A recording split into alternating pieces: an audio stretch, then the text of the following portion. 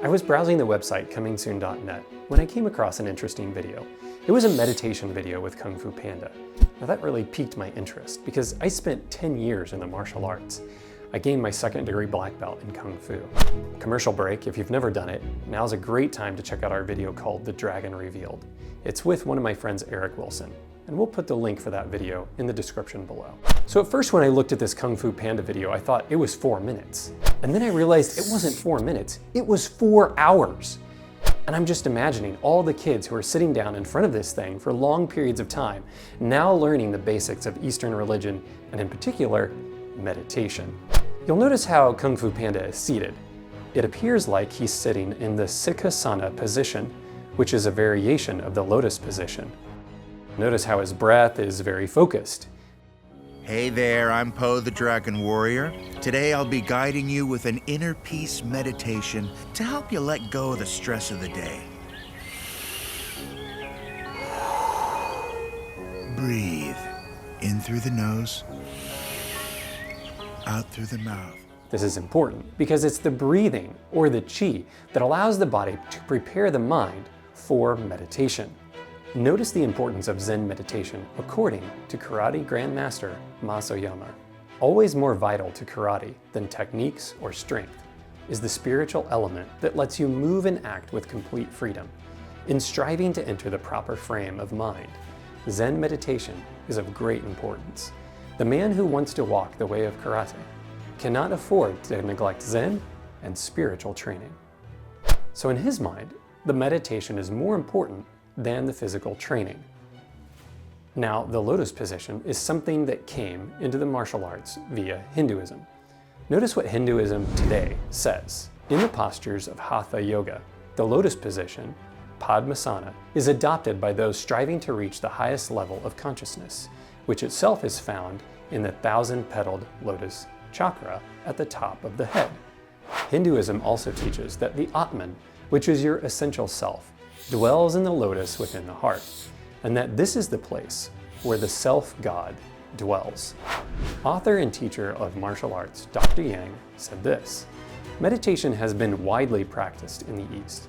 Often these meditators lived in obscurity in the mountains. Through meditation, they comprehended the Tao of mankind and of nature. I believe the documents written by these pioneers are amongst the most precious treasures mankind possesses. Now, there is an interesting concept that he's bringing out here, the Tao. The Tao in Chinese philosophy is the way. But the way of what? Well, the way of harmony and understanding. Taoism doesn't make a rigid division between body and spirit. These things all work together for holistic growth. If you've ever taken martial arts, especially the Japanese variety, you would have gone to a dojo. What is a dojo?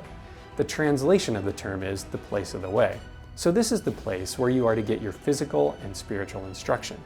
Now this is all evident even in the language. If you look at the characters that make up these words, you can see how they are related. In Chinese, Japanese, Korean, they're all the same kanji. You liken a dojo, or a daojang or daojang, to a temple, a building devoted to worship. In English, we refer to the place where the Shaolin monks train as temples. As Lynn Sizer put it, the dojo is a destination. It's a place to go. It's sacred ground.